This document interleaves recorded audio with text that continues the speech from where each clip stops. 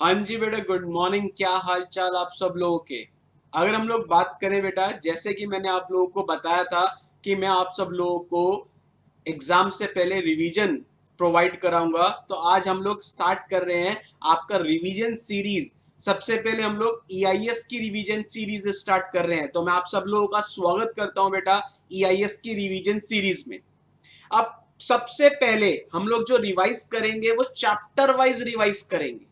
Means सबसे पहला काम जब हम लोग रिवाइज करेंगे तो एक चीज का ध्यान रखना बेटा, सबसे पहले हम लोग चैप्टर वाइज रिवाइज करेंगे। मीन्स कुछ पॉइंट्स हैं जो मैं आपको रिवाइज करने से पहले समझा रहा हूं। सबसे पहला पॉइंट हम लोग चैप्टर वाइज रिवाइज करेंगे और चैप्टर के अंदर हम लोग टॉपिक वाइज रिवाइज करेंगे। दैट मीन्स हम लोग रिवाइज करेंगे बेटा चैप्टर वाइज, और चैप्टर के अंदर जितने भी टॉपिक हैं टॉपिक वाइज हम लोग रिवीजन करेंगे। ठीक है। जैसे हम लोगों का लेट अस सपोज सबसे पहले हम लोग स्टार्ट करेंगे चैप्टर नंबर 1 से। चैप्टर नंबर 1 के अंदर जितने भी टॉपिक्स हैं हम लोग टॉपिक वाइज रिवाइज करेंगे। अब let us suppose chapter number 1 के अंदर 6 टॉपिक है।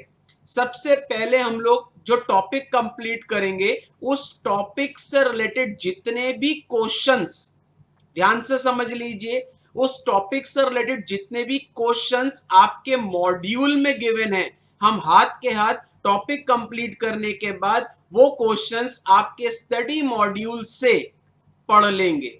दैट मीन्स कहीं ना कहीं हम लोग क्या करेंगे, हम लोग जब टॉपिक कंप्लीट कर लेंगे, टॉपिक कंप्लीट करने के बाद उस टॉपिक से रिलेटेड जितने भी क्वेश्चंस आपके स्टडी मॉड्यूल के अंदर गिवन होंगे, हम हाथ के हाथ वो सारे क्वेश्चंस भी क्या करेंगे, हाथ के हाथ उन क्वेश्चंस को भी हम लोग रीड करेंगे।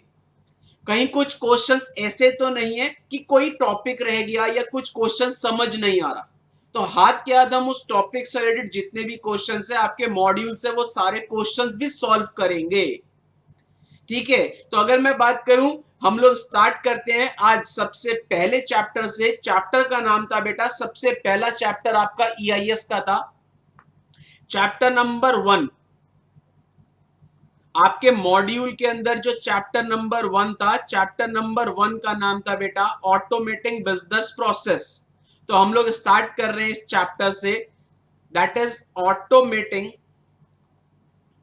Automating business process. This is the first chapter जो आपके मॉड्यूल के अंदर गिवन था। अगर मैं बात करूं इस चैप्टर के अंदर, वापस इस चैप्टर के अंदर कितने टॉपिक्स हैं, इस चैप्टर के अंदर सबसे पहला टॉपिक हम लोग जो स्टार्ट करेंगे that is BPA, business process automation. Second topic जब बीपीए कंप्लीट हो जाएगा फिर हम लोग स्टार्ट करेंगे ईआरएम से। ईआरएम जब टॉपिक कंप्लीट हो जाएगा फिर हम लोग इसी चैप्टर के अंदर आईटी एक्ट जो था, आईटी एक्ट कंप्लीट करेंगे। आईटी एक्ट जब कंप्लीट हो जाएगा तो इसी चैप्टर के अंदर हम लोगों ने बेटा कुछ रिस्क रिलेटेड टर्म्स पढ़े थे, कुछ रिस्क रिलेटेड टर्म्स पढ़े थे। फिर हम लोग वो रिस्क रिलेटेड टर्म्स रिवाइज करेंगे। जब ये वाला टॉपिक कंप्लीट हो जाएगा इसी के बाद इसी चैप्टर के अंदर बेटा हम लोगों ने पढ़ा था फ्लो चार्ट्स। फ्लो चार्ट्स की थ्योरी रिवाइज कराऊंगा मैं यहाँ पे, फ्लो चार्ट्स की थ्योरी रिवाइज कराऊंगा। और इसके बाद हम लोगों ने इसी चैप्टर के अंदर एक टॉपिक पढ़ा था डेटा फ्लो डायग्राम। तो अगर मैं बात करूं सबसे पहला जो चैप्टर हम लोग आज स्टार्ट कर रहे हैं उस चैप्टर के अंदर टोटल कितने टॉपिक्स हैं बेटा, टोटल 6 टॉपिक्स हैं। तो आज हम लोग स्टार्ट कर रहे हैं चैप्टर नंबर 1 से। और एक बात वापस बोल रहा हूं बेटा, इन रिवीजन लेक्चर्स को देखने से पहले आप लोग एक बारी अपना सेल्फ रिवीजन कर लीजिए, बिकॉज कहीं ना कहीं अगर आप लोगों ने अपना सेल्फ रिवीजन नहीं किया तो ये रिवीजन लेक्चर्स आपके लिए बेनिफिट नहीं पहुंचाएंगे। ये रिवीजन लेक्चर्स आपके लिए तभी बेनिफिट पहुंचाएंगे जब आपका सिलेबस कंप्लीट हो गया। मींस आपने अपना सिलेबस कंप्लीट कर लिया और एक बारी आपने अपना सेल्फ रिवीजन कर लिया। ये रिवीजन लेक्चर्स आपको बेनिफिट तभी पहुंचाएंगे। ठीक है। अगर आप लोगों को याद हो बेटा chapter number 1 that is automatic business processes, इस चैप्टर के अंदर हम लोगों ने कितने टॉपिक्स पढ़े थे, इस चैप्टर के अंदर बेटा टोटल 6 टॉपिक्स थे। पहला टॉपिक था BPA that is business process automation. Second topic था ERM, that is enterprise risk management. Third topic था बेटा IT act, that is information technology act, जिसको हम लोग साइबर लॉ भी बोलते हैं। फोर्थ टॉपिक बेटा हम लोगों ने कुछ रिस्क रिलेटेड टर्म्स पढ़े थे, इसके अंदर हम लोगों ने टोटल 8 टर्म्स पढ़ी थी, अगर आप लोगों को याद हो। इसके अलावा बेटा हम लोगों ने कुछ फ्लो चार्ट्स के क्वेश्चंस करे थे, और इसके अलावा हम लोगों ने बेटा एक टॉपिक और पढ़ा था, that is data flow diagram, जिसको शॉर्ट फॉर्म में डीएफडी बोलते हैं। क्लियर है सर? अब हम लोग स्टार्ट करते हैं सबसे पहले टॉपिक से, दैट इज बीपीए। अगर मैं बात करूं सबसे पहला टॉपिक जो है दैट इज बीपीए। बीपीए की फुल फॉर्म थी बेटा बिजनेस प्रोसेस ऑटोमेशन। बीपीए की फुल फॉर्म है बेटा बिजनेस प्रोसेस ऑटोमेशन। अगर मैं बात करूं बेटा बिजनेस प्रोसेस ऑटोमेशन के अंदर बहुत सारे सब टॉपिक हैं। मींस सबसे पहला जो टॉपिक हम लोग स्टार्ट कर रहे हैं that is business process automation, इसके अंदर बेटा बहुत सारे क्या है सब टॉपिक्स हैं। सबसे पहला जो सब टॉपिक है that sub topic is process. What is the definition of process? Process की डेफिनेशन क्या थी याद करो बेटा, प्रोसेस इज एन एक्टिविटी और set of activities that is used to accomplish an organisation objective. अगर आपको याद हो बेटा प्रोसेस की डेफिनेशन मैंने आपको बताई थी, प्रोसेस इज एन एक्टिविटी और set of activities that are used to accomplish an organisation objective. That is the first point under BPA topic. Second अगर मैं बात करूं बेटा, second business process automation, that is second जो हम लोगों ने टॉपिक पढ़ा था बीपीए के अंदर, बिजनेस प्रोसेस ऑटोमेशन।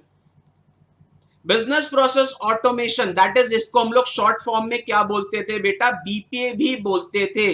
अगर आपको याद हो बेटा what is business process automation? Business process automation is a technology driven, business process automation is a technology driven process that is used to automate business process। Means कहीं ना कहीं आपके business के अंदर जो भी काम हो रहा है उस सारे काम को करने के लिए आप लोगों ने क्या यूज करा बेटा, टेक्नोलॉजी यूज करी। इसका मतलब बेटा बीपीए इज अ टैक्टिक, मैंने आपको बताया था BPA is a tactic used to automate business process and BPA is achieved using software technology। अगर आपको याद हो बेटा कहीं ना कहीं business process automation is a tactic, that is business process automation is a tactic used to automate business process and BPA is achieved using software technology। Means आपके business के अंदर जितना भी काम हो रहा है अगर उन सारे काम को आप सॉफ्टवेयर के थ्रू करते हो उसको हम लोग बोलते हैं बेटा बिजनेस प्रोसेस ऑटोमेशन। अब एक बात याद रखना बेटा, बीपीए वाला जो डिसीजन होता है मींस ऑटोमेट करवाने वाला डिसीजन कौन लेता है बेटा, टॉप मैनेजमेंट लेता है।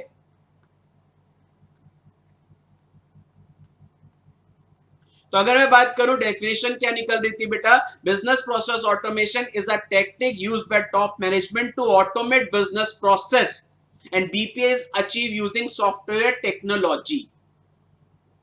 थर्ड पॉइंट की बात करें बेटा, थर्ड पॉइंट है बेटा बीपीएम। एक और डेफिनेशन आती है बेटा बीपीएम। बीपीएम की फुल फॉर्म होती है बिजनेस प्रोसेस मैनेजमेंट। ध्यान से, ये आप लोगों ने क्लास के अंदर नहीं पढ़ी थी। BPM business process management. BPM का मतलब होता है बेटा जो बिजनेस प्रोसेस है, जो बिजनेस के प्रोसेस है इनको टाइम टू टाइम, बिजनेस के प्रोसेस को टाइम टू टाइम आपको क्या करना पड़ेगा बेटा, इंप्रूव करना पड़ेगा। That is business process management is a process which is used to improve business processes। Means जितने भी हमारे बिजनेस प्रोसेस हैं उनको टाइम टू टाइम हमें क्या करना पड़ेगा, इंप्रूव करना पड़ेगा। बिजनेस प्रोसेसेस को इंप्रूव करने वाला जो प्रोसेस होता है उसको हम लोग बोलते हैं बेटा business process management, that is BPM. BPM से क्या अचीव होगा बेटा, 3 E's। 3E का मतलब अगर आप बिजनेस प्रोसेस मैनेजमेंट यूज करते हो तो आपका बिजनेस इफेक्टिव हो जाएगा, आपका बिजनेस एफिशिएंट हो जाएगा और आपके बिजनेस के अंदर जो कॉस्ट है वो क्या हो जाएगी बेटा, कम हो जाएगी। तो एक बात याद रखना सर, ये वाली डेफिनेशन अगर बात करूं, ये क्लास में आप लोगों ने नहीं पढ़ी थी, that is business process management. Business process management का मतलब होता है बेटा, business process management is a process which is used to improve business processes. BPM से 3 E's अचीव होते हैं। 3E कौन सा? Effectiveness, efficiency, that is effectiveness, efficiency, economy, या एफिशिएंट लिख दिया, that is efficiency.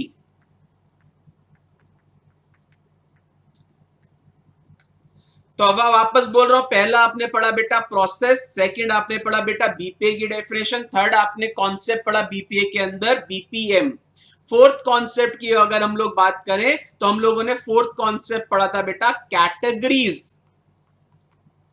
Categories of business processes, categories of business processes.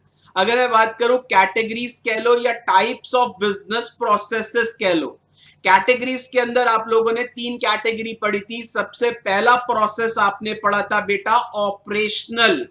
Operational business process वो process होता है जो क्या होता है बेटा, कोर प्रोसेस। ऑपरेशनल प्रोसेस वो प्रोसेस होता है जिसको हम लोग कोर प्रोसेस बोलते हैं, और वो प्रोसेस जो डायरेक्टली कस्टमर को वैल्यू प्रोवाइड कराता है। दैट इज वो प्रोसेस जो डायरेक्टली कस्टमर को क्या प्रोवाइड कराता है, वैल्यू। वैल्यू का मतलब वो प्रोसेस जो कस्टमर को डायरेक्टली बेनिफिट प्रोवाइड कराता है। That core process is known as बेटा ऑपरेशनल प्रोसेस। फॉर एग्जाम्पल अगर मैं बात करूं बेटा, फॉर एग्जाम्पल मार्केटिंग की बात करूं या सेल्स प्रोसेस की बात करूं, मार्केटिंग वाले प्रोसेस को हम लोग ऑपरेशनल प्रोसेस बोलते हैं, बिकॉज मार्केटिंग वाला कस्टमर को क्या प्रोवाइड कराएगा बेटा, कहीं ना कहीं डिस्काउंट प्रोवाइड कराएगा।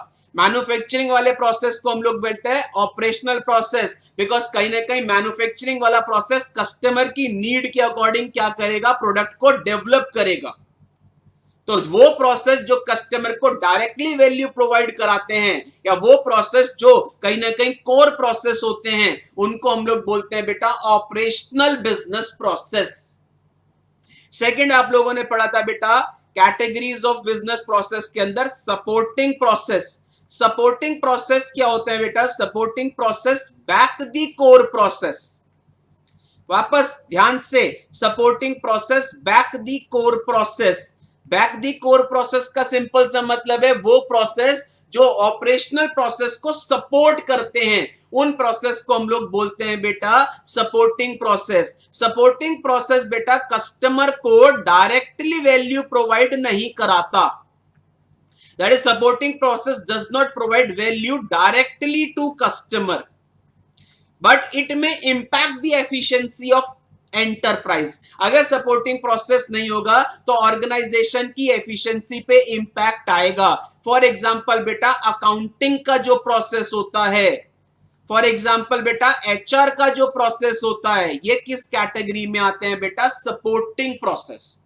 इसके बाद थर्ड आया था बेटा category of management, sorry category of business process में मैनेजमेंट प्रोसेस। मैनेजमेंट प्रोसेस की अगर मैं बात करूं तो मैनेजमेंट प्रोसेस वो प्रोसेस होते हैं जो एक्चुअल में क्या करते हैं बेटा, कंट्रोल करते हैं। दैट इज मैनेजमेंट प्रोसेस बेटा कंट्रोलिंग वाले प्रोसेस होते हैं। मैनेजमेंट प्रोसेस भी कस्टमर को डायरेक्टली वैल्यू प्रोवाइड नहीं कराता, बट मैनेजमेंट प्रोसेस में also impact the efficiency of an enterprise. Means management process भी कस्टमर को डायरेक्टली वैल्यू प्रोवाइड नहीं कराता, लेकिन अगर मैनेजमेंट प्रोसेस ऑर्गेनाइजेशन में नहीं होगा तो कहीं ना कहीं एंटरप्राइज की या ऑर्गेनाइजेशन की एफिशिएंसी पे इंपैक्ट आएगा। एग्जांपल की बात करूं बेटा प्लानिंग, प्लानिंग की बात करें तो planning is a type of a management process. दूसरा बेटा बजटिंग की बात करें, budgeting is also a type of a management process. तो एक बात का ध्यान रखना बेटा, मैनेजमेंट प्रोसेस वो प्रोसेस होते हैं जो मेनली कंट्रोलिंग पर्पस के लिए यूज में होते हैं ऑर्गेनाइजेशन में। मैनेजमेंट का काम क्या होता है बेटा, सुपरवाइज करना, कंट्रोल करना। तो सबसे पहला टॉपिक जो स्टार्ट हुआ दैट इज बीपीए। बीपीए के अंदर सबसे पहले आप लोगों ने पढ़ा था बेटा process. Process is an activity और set of activities that is used to accomplish an organisation objective. फिर आपने पढ़ा बेटा BPA. BPA is the tactic used by top management to automate business process, ठीक है, and BPS achieve using software technology. और automation का simple सा मतलब क्या होता है, आपकी ऑर्गेनाइजेशन में आप सारा काम कर रहे हो बेटा सॉफ्टवेयर या टेक्नोलॉजी को यूज करके, दैट इज ऑटोमेशन। फिर आपने पढ़ा बेटा थर्ड पॉइंट रिवीजन के अंदर बीपीएम। बीपीएम आपने रेगुलर लेक्चर में नहीं पढ़ा होगा। बीपीएम का सिंपल सा मतलब होता है बेटा मैनेजमेंट टाइम टू टाइम क्या करता है, मैनेजमेंट टाइम टू टाइम अपने सारे प्रोसेसेस को इंप्रूव करता है। जो प्रोसेसेस को इंप्रूव करने वाला प्रोसेस होता है उसको हम लोग बोलते हैं बीपीएम। बीपीएम से 3 ई अचीव होते हैं, एफिशिएंसी, इफेक्टिवनेस, इकोनॉमी। फिर आए हम लोग फोर्थ पे, that is categories of business process. 3 category होती हैं या 3 टाइप्स के बिजनेस प्रोसेस होते हैं। ऑपरेशनल, जिनको कोर प्रोसेस बोलते हैं, जो कस्टमर को डायरेक्टली वैल्यू प्रोवाइड कराता है। सपोर्टिंग, जो कोर प्रोसेस को बैक करते हैं, बैक मतलब सपोर्ट करते हैं। सपोर्टिंग प्रोसेस कस्टमर को डायरेक्टली वैल्यू प्रोवाइड नहीं कराता, लेकिन अगर सपोर्टिंग प्रोसेस ऑर्गेनाइजेशन में नहीं होगा तो ऑर्गेनाइजेशन की एफिशिएंसी पे इंपैक्ट आएगा। फिर हमने बेटा management process. Management process control करता है। मैनेजमेंट प्रोसेस वो प्रोसेस होते हैं जो कंट्रोलिंग पर्पस के लिए होते हैं। मैनेजमेंट प्रोसेस भी कस्टमर को डायरेक्टली वैल्यू प्रोवाइड नहीं कराता, बट अगर मैनेजमेंट प्रोसेस नहीं होगा तो एफिशिएंसी पे, ऑर्गेनाइजेशन की एफिशिएंसी पे इंपैक्ट आएगा। एग्जांपल बेटा planning, budgeting, these are all management process. तो आपने अभी तक 4 टॉपिक देखे। नेक्स्ट आते हैं बेटा बीपीए के अंदर ही नेक्स्ट की बात करें। नेक्स्ट आते हैं बेटा fifth, benefits of BPA. Benefits of business process automation. Benefits of BPA के अंदर आप लोगों ने बहुत सारे बेनिफिट्स पढ़े थे। पहला, अगर आप ऑटोमेशन की बात करते हो, आपका ऑर्गेनाइजेशन का क्या बचेगा बेटा, टाइम बचेगा। मींस अगर सारा काम सॉफ्टवेयर के थ्रू हो रहा है तो ऑर्गेनाइजेशन में एम्प्लॉइज का टाइम बचेगा। दूसरा बेटा रिड्यूस कॉस्ट। कॉस्ट कम हो जाएगी। क्यों कॉस्ट कम हो जाएगी, एम्प्लॉइज कम रखने पड़ेंगे। Reduce turn around time. Reduce turn around time. Turn around time का मतलब जैसे आप इनपुट डालोगे ऑटोमेटिकली सॉफ्टवेयर के थ्रू हाथ के हाथ आपके सामने आउटपुट आ जाएगा। Next one is improve operational efficiency. कहीं ना कहीं जब सारा काम सॉफ्टवेयर के थ्रू होगा तो एम्प्लॉय की एफिशिएंसी क्या होगी बेटा, इंप्रूव होगी। Next one is reliability. Reliability का मतलब होता है बेटा जब ऑर्गेनाइजेशन के अंदर सॉफ्टवेयर के थ्रू आप लोग सारा काम करोगे तो एरर के चांसेस कम हो जाएंगे, तो स्टेक होल्डर्स आपके बिजनेस पे ज्यादा क्या कर सकते हैं, रिलाय कर सकते हैं। नेक्स्ट वन इज बेटा अगर मैं बात करूं विजिबिलिटी। विजिबिलिटी का सिंपल सा मतलब ये था जब सॉफ्टवेयर के थ्रू सारा काम होगा तो सब कुछ टॉप मैनेजमेंट को विजिबल होगा। तो दैट मींस सॉफ्टवेयर के थ्रू जब सारा काम होगा तो टॉप मैनेजमेंट को सब कुछ विजिबल होगा। टॉप मैनेजमेंट बेटर क्या लगा पाएगा बेटा, कंट्रोल लगा पाएगा। दैट इज विजिबिलिटी में एक वर्ड आया था कंट्रोल्ड प्रोसेस। तो बेनिफिट्स ऑफ बीपीए के अंदर बेटा हम लोगों ने बहुत सारे बेनिफिट्स पढ़े थे। पहला टाइम सेविंग, दूसरा रिड्यूस कॉस्ट, तीसरा reduce turn around time. Next one is improved operational efficiency, reliability, visibility. तो these are some benefits of BPA. Benefits complete होने के बाद नेक्स्ट हम लोग आए थे बेटा, अगर आप लोगों को याद हो बेटा, next concept that is objectives. Objectives of BPA. Objectives of BPA को हम लोग बेटा कहीं ना कहीं सक्सेस फैक्टर भी बोलते हैं। आपके मॉड्यूल के अंदर पहला टॉपिक दे रखा था ऑब्जेक्टिव्स ऑफ बीपीए, लेकिन बाद में उसको हम लोग ने दैट इज उसको आपके मॉड्यूल ने चेंज कर दिया और नाम कर दिया सक्सेस फैक्टर्स ऑफ बीपीए, जिसमें आप लोगों ने 4 देखे थे बेटा। अगर आपको याद हो, confidentiality,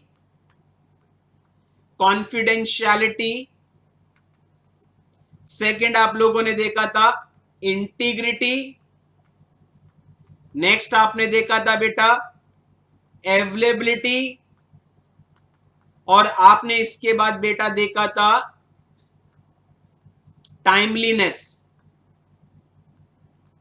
that is these are the 4 success factor.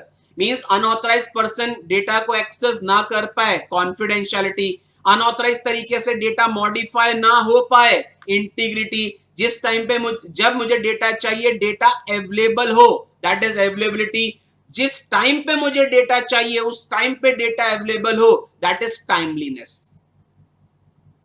Clear है सर? नेक्स्ट की अगर हम लोग बात करें बीपीए के अंदर, नेक्स्ट टॉपिक था बेटा 7, which business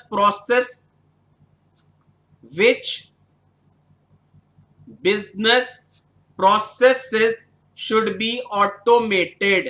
it is an important concept, ये अमेंडमेंट है। कौन से बिजनेस प्रोसेस को ऑटोमेट करना चाहिए? Which business processes should be automated. अगर मैं बात करूं इस कॉन्सेप्ट के ऊपर लिख लो बेटा, इंपॉर्टेंट, एग्जाम में आने के चांसेस सबसे ज्यादा हैं। कौन से बिजनेस प्रोसेस को ऑटोमेट करना चाहिए? ये अमेंडमेंट है, ये आपके मॉड्यूल के अंदर बाद में ऐड हुआ था। Which business processes should be automated. अगर आपको याद हो, मैंने आपको इसके अंदर बताया था, सारे बिजनेस प्रोसेस को ऑर्गेनाइजेशन ऑटोमेट नहीं करती, उन बिजनेस प्रोसेस को ऑटोमेट करती है जिन बिजनेस प्रोसेस के अंदर टाइम और रिसोर्स ज्यादा यूज होती हैं। मींस टाइम रिसोर्स ऑपरेशनल जो प्रोसेस होते हैं उनको ऑटोमेट किया जाता है, एज वेल एज उन बिजनेस प्रोसेस को ऑटोमेट किया जाता है जिन बिजनेस प्रोसेस में मैनुअल एरर के चांसेस ज्यादा होते हैं। ये 2 पॉइंट कॉमन थे। मींस ऑर्गेनाइजेशन उन बिजनेस प्रोसेस को ऑटोमेट करती है जो टाइम रिसोर्स ऑपरेशनल प्रोसेस होते हैं, and that process which are subject to human error. अब इस पॉइंट को पकड़ के इन्होंने 5 एग्जाम्पल लिख के, पहला एग्जाम्पल वो बिजनेस प्रोसेस जो दैट इज वो बिजनेस प्रोसेस को ऑटोमेट किया जाता है, automation, that is which business, वो बिजनेस प्रोसेस जिसके अंदर बेटा हाई वॉल्यूम ऑफ टास्क और रेपिटेटिव टास्क। मींस उन बिजनेस प्रोसेस को ऑटोमेट किया जाता है जहां पे बहुत ज्यादा, दैट इज जहां पे बहुत ज्यादा टास्क हो रहा है, हाई वॉल्यूम ऑफ टास्क, या रेपिटेटिव टास्क, या ऐसा टास्क जो बार बार हो रहा है, उन बिजनेस प्रोसेस को क्या करते हैं? ऑटोमेट करना चाहिए। Second, time sensitive process. Time sensitive process का मतलब उन बिजनेस प्रोसेस को ऑटोमेट करना चाहिए जहां पे बेटा टाइम सेंसिटिव प्रोसेस का सिंपल सा मतलब होता है बेटा, जैसे ऑनलाइन बैंकिंग, इनपुट डालो, सेम टाइम पे हमें क्या चाहिए? आउटपुट चाहिए। ऐसे बिजनेस प्रोसेस को क्या करना चाहिए? ऑटोमेट। तीसरा बेटा, उन बिजनेस प्रोसेस को ऑटोमेट करना चाहिए जो बिजनेस प्रोसेस का, दैट इज जिन बिजनेस प्रोसेस को,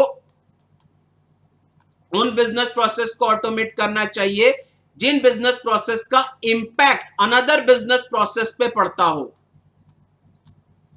जिन बिजनेस प्रोसेस का इंपैक्ट अनदर बिजनेस प्रोसेस पे पड़ता हो, उन बिजनेस प्रोसेस को क्या करना चाहिए? ऑटोमेट करना चाहिए।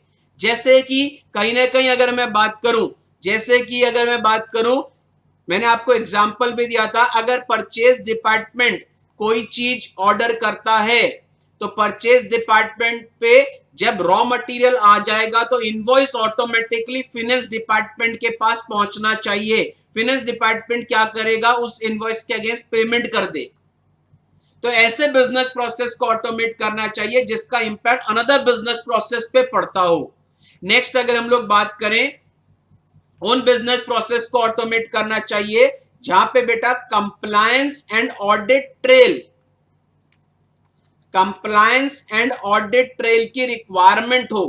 कंप्लायंस एंड ऑडिट ट्रेल का मतलब बेटा उन बिजनेस प्रोसेस को ऑटोमेट करना चाहिए जहां पे हमें कंप्लायंस एंड ऑडिट ट्रेल की रिक्वायरमेंट हो। बिकॉज अगर आप ऑटोमेट कर देते हो तो ऑटोमेटिकली जो भी डेटा है वो अपने आप सॉफ्टवेयर रिकॉर्ड करके रखेगा, और ऑडिट के टाइम पे अगर ऑडिटर ने वो डेटा मांगा तो आप ऑटोमेटिकली सेम टाइम पे ऑडिटर को वो डेटा प्रेजेंट कर सकते हो। एग्जाम्पल अगर मैं बात करूं, मैंने आपको बोला भी था बैंक के अंदर बेटा कहीं ना कहीं ऑटोमेशन क्यों आया, क्योंकि सॉफ्टवेयर के थ्रू सारे कंप्लायंस फॉलो होते हैं। अगर मैं बात करूं बैंक का एम्प्लॉय कोई भी फ्रॉड करने की सोचेगा तो फ्रॉड नहीं कर पाएगा, क्योंकि सॉफ्टवेयर फ्रॉड नहीं होने देगा। दूसरा, सॉफ्टवेयर बैंक के सारे रिकॉर्ड्स को क्या करके रखेगा बेटा, सॉफ्टवेयर सारे रिकॉर्ड्स को स्टोर करके रखेगा। जब बैंक का ऑडिट होगा, ऑडिटर जैसे ही कोई रिकॉर्ड मांगेगा, इमीडिएटली सॉफ्टवेयर के थ्रू वो सारे रिकॉर्ड्स ऑडिटर के सामने क्या कर दिए जाएंगे, प्रेजेंट। एंड लास्ट अगर मैं बात करूं बेटा, उन बिजनेस प्रोसेस को ऑटोमेट करना चाहिए जहां पे मल्टीपल पर्संस, जहां पे मल्टीपल पीपल एक सिंगल टास्क को एग्जीक्यूट करते हैं, उन बिजनेस प्रोसेस को ऑटोमेट करना चाहिए। मैंने एक एग्जांपल भी दिया था बेटा, अगर मैं बैंक की बात करूं तो बैंक के अंदर बेटा, वापस बोल रहा हूं, बैंक के अंदर जब आप कैश विड्रॉ करने जाते थे तो बैंक में जब मैनुअल प्रोसेस होता था तो हमारे को बहुत सारे जगह पे जाना पड़ता था। एक काउंटर से फॉर्म लेना पड़ता था, दूसरे काउंटर से स्टैंप लगवानी पड़ती थी, तीसरे काउंटर से टोकन लेना पड़ता था, चौथे काउंटर से आपको कैश मिलता था। मींस कैश विड्रॉल वाला प्रोसेस आपको 4 पर्संस के थ्रू हो रहा था, लेकिन ऑटोमेशन से अब वो सारा का सारा काम एक ही जगह हो गया। दैट मीन्स कहीं ना कहीं ये सारे एग्जांपल्स हैं जो आपको याद रखने पड़ेंगे। तो आपने क्या पढ़ा कि कौन से प्रोसेस ऑटोमेट करने चाहिए, वो प्रोसेस जो resource and time operational process है, या वो process that are subject to human error, जिसमें 5 पॉइंट है। पहला, वो प्रोसेस ऑटोमेट करना चाहिए जहां पे हाई वॉल्यूम ऑफ टास्क या रिपीटेटिव टास्क हो। दूसरा बेटा, टाइम सेंसिटिव प्रोसेस। तीसरा बेटा, वो प्रोसेस जिसका इंपैक्ट अनदर प्रोसेस पे आता है, उसको ऑटोमेट करना चाहिए। चौथा, वो प्रोसेस ऑटोमेट करने चाहिए जहां पे कंप्लायंस एंड ऑडिट ट्रेल की रिक्वायरमेंट हो। और पांचवा बेटा, वो प्रोसेस ऑटोमेट करने चाहिए जहां पे सिंगल टास्क को मल्टीपल पर्सन क्या कर रहे हैं बेटा, एग्जीक्यूट कर रहे हैं। नेक्स्ट अगर हम लोग बात करें, बीपीए के अंदर हम लोगों ने पढ़ा था बेटा एक और topic, that is challenges involved in BPA. Challenges involved in BPA. This is also an amendment. Challenges involved in BPA. 4 challenge पड़े थे बेटा। अगर आप अपने बिजनेस को ऑटोमेट करवा रहे हो तो क्या क्या चैलेंजेस फेस करने पड़ते हैं। सबसे पहला जो चैलेंज फेस करना पड़ता है बेटा, दैट इज इंप्लीमेंटेशन कॉस्ट। आप या तो सॉफ्टवेयर को बनवाओगे या बेटा एक्वायर करोगे तो आपकी इंप्लीमेंटेशन कॉस्ट जाएगी, as well as maintenance cost. Second अगर हम लोग बात करें, सेकंड चैलेंज था बेटा, कई बार बेटा ऑटोमेशन अगर आप करवा रहे हो तो स्टाफ क्या हो जाता है, रेजिस्ट हो जाता है, दैट इज स्टाफ रेजिस्टेंस। क्यों? क्योंकि लोअर लेवल को लगता है कि ऑटोमेशन के बाद तो सारी इंफॉर्मेशन टॉप के पास जाएगी और टॉप मैनेजमेंट डिसीजन लेगा, तो हमारी तो वैल्यू ही खत्म हो जाएगी, हमारी जॉब पे खतरा आ जाएगा। तीसरी बात अगर हम लोग बात करें बेटा, डिफाइनिंग कॉम्प्लेक्स प्रोसेस। अगर आप ऑटोमेशन करवाने की सोच रहे हो तो आपको सारे के सारे मैनुअल प्रोसेस को बेटा कहीं ना कहीं समझना पड़ेगा, जिसमें आपका दैट इज टॉप मैनेजमेंट का टाइम जाएगा। प्रैक्टिकली अगर मैं बात करूं तो थर्ड पॉइंट में आपको पूरा का पूरा प्रोसेस री इंजीनियरिंग करना पड़ेगा, जिसमें कहीं ना कहीं बेटा क्या जाएगा, टॉप मैनेजमेंट का टाइम जाएगा। अब टॉप मैनेजमेंट का जब टाइम इन्वॉल्व होगा तो बेटा कहीं ना कहीं प्रॉब्लम क्या आएगी, टॉप मैनेजमेंट के पास इतना टाइम नहीं होता। And last one is redundant process. Redundant process का मतलब है कई बार टॉप मैनेजमेंट बिना सोचे समझे उन प्रोसेस को ऑटोमेट करा देता है, जिन प्रोसेस को कहीं ना कहीं, जिन प्रोसेस को पॉइंट समझो, जिन प्रोसेस का कस्टमर को वो प्रोसेस वैल्यू ही डिलीवर नहीं कर रहा। और दूसरा बेटा, उन प्रोसेस को ऑटोमेट करवाने में दिक्कत आती है या challenge, that is texted process. Texted process की अगर मैं बात करूं तो वो प्रोसेस जो पर्सनल स्किल्स वाले प्रोसेस होते हैं। तो these are some challenges involved in BPA. अगर आपको याद हो बेटा, आपको मैंने इसका कोड बताया था ACIS, automating redundant process, defining complex process, implementation cost, staff resistance. ठीक है, इसके बाद बेटा हम लोगों ने एक टॉपिक और पढ़ा था, अगर आपको याद हो बेटा, बीपीए के अंदर, that is steps in implementing BPA. Steps in implementing BPA, steps in implementing BPA के अंदर टोटल बेटा कितने स्टेप्स हैं? 8 स्टेप्स हैं। अब 8 स्टेप्स में सबसे पहला स्टेप क्या है बेटा? Why we plan to implement BPA. दूसरा बेटा, document the process, we wish to document the process, पहला था why we plan to implement BPA. Second बेटा, understand the rules and regulation, understand the rules and regulation. Third बेटा, document the process. Fourth बेटा, अगर आपको याद हो, objectives to be achieve. Next one is, अगर आपको याद हो, ऑब्जेक्टिव्स टू बी अचीव के बाद आप क्या करोगे बेटा? कंसल्टेंट को हायर करोगे। कंसल्टेंट को हायर करने के बाद उसको बोलोगे क्या कैलकुलेट करके बता? आरओआई। आरओआई कैलकुलेट करने के बाद आप उस कंसल्टेंट को बोलोगे क्या कर बेटा? डेवलप कर। और डेवलप करने के बाद उस कंसल्टेंट को बोलोगे कि क्या कर बेटा? टेस्ट कर। तो these are the 8 steps in implementing BPA. This question is also an important. इसका मैंने आपको शॉर्ट में बताया था, इसकी डिटेल नोटिंग, इसकी डिटेल जो नोटिंग थी वो नोटिंग हमने डिटेल नहीं करी। अगर मैं बात करूं तो टोटल 9 कॉन्सेप्ट्स हैं टॉपिक नंबर 1 में। अब आते हैं वापस मेन चार्ट। आपने ये जो topic, that is first topic है बीपीए, इस बीपीए के अंदर आपको टोटल कितनी चीजें पढ़नी है? 9। पहला प्रोसेस, दूसरा बीपीए की डेफिनेशन, तीसरा बेटा अगर आपको बात करूं बीपीएम की डेफिनेशन, फिर आया categories of business process, categories के बाद आप लोग आए बेटा benefits of BPA, benefits of BPA के बाद ऑब्जेक्टिव्स ऑफ बीपीए या success factors to be achieved by implementing BPA, फिर आए बेटा which business process should be automated, फिर challenges involved in BPA, and last one is steps in implementing BPA. Clear है sir? अभी हमने सबसे पहला टॉपिक रिवाइज किया है चैप्टर नंबर 1 का, दैट इज बीपीए। अगर मैं बात करूं, वापस बोल रहा हूं, मैंने मेन चार्ट बनाया है। मेन चार्ट मींस सबसे पहला टॉपिक जो बीपीए है, बीपीए के अंदर हमें कितने सब टॉपिक्स पढ़ने हैं? पहला सब टॉपिक आपको पढ़ना है डेफिनेशन ऑफ प्रोसेस। सेकंड आपको पढ़ना है बेटा बीपीएम की definition, business process management. Third आपको पढ़ना है बेटा बीपीए की डेफिनेशन। फोर्थ आपको पढ़ना है, अगर आपको याद हो बेटा, कैटेगरीज ऑफ बिजनेस प्रोसेस। कितनी कैटेगरीज होती हैं? 3, ऑपरेशनल, सपोर्टिंग, मैनेजमेंट। फिफ्थ आपको पढ़ना है बेटा objectives to be achieved by implementing BPA, या सिंपली इसको हम लोग बोलते हैं सक्सेस फैक्टर्स। फिफ्थ के बाद सिक्स्थ हम लोगों को पढ़ना है विच business process should be automated, which business process should be automated. इसके बाद हमें पढ़ना है बेटा challenges involve in BPA. Challenges के अंदर आपको 4 चैलेंज पढ़ने हैं। कौन कौन से चैलेंजेस थे? Defining redundant process, automating redundant process, defining complex process, implementation cost, and last one is बेटा स्टाफ रेजिस्टेंस। चैलेंजेस के बाद आप लोगों को पढ़ना है बेटा benefits of BPA. Benefits of BPA के अंदर आप 5 या 6 बेनिफिट्स याद कर लो। पहला बेटा टाइम सेविंग, दूसरा रिड्यूस कॉस्ट, तीसरा रिड्यूस टर्न अराउंड टाइम, चौथा बेटा इंप्रूव्ड ऑपरेशनल एफिशिएंसी, पांचवा visibility, next one is reliability, and last one is बेटा steps in implementing BPA. Total कितने स्टेप्स पढ़ने हैं बेटा? Steps in implementing BPA total आपको पढ़ना है बेटा 8 स्टेप्स। ये क्वेश्चन आपके एग्जाम के लिए इंपॉर्टेंट हो सकता है। तो अगर मैं बात करूं, ये सारे सब टॉपिक्स हैं under topic number 1, that is BPA.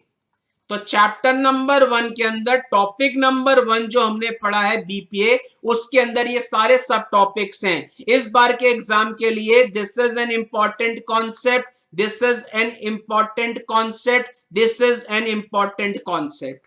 लेकिन जिसको मैं इंपॉर्टेंट लिखवा रहा हूं जरूरी नहीं है एग्जाम में वो आए, आपको पूरा पढ़ के जाना है।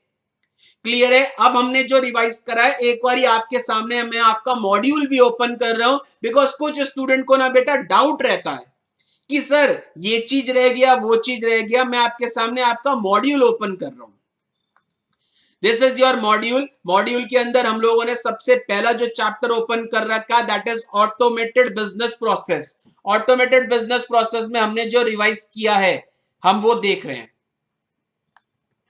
हमने जो रिवाइज किया है हम वो देख रहे हैं। सबसे पहला मैंने आपको जो रिवीजन कराया दैट इज बिजनेस प्रोसेस की डेफिनेशन ये लिखी। देखो बिजनेस प्रोसेस की डेफिनेशन की अगर मैं बात करूं तो बिजनेस प्रोसेस की डेफिनेशन ये रही, पढ़ लो। A business process is an activity और set of activities that will accomplish a specific organization goal. Means business process is an activity और set of activities which are used to achieve an organisation objective और goal. और ये जो business process होता है ये business process को automate कराने का डिसीजन किसका होता है? टॉप मैनेजमेंट का होता है। ठीक है, नेक्स्ट आए मैंने आपको पढ़ाया बेटा बीपीएम।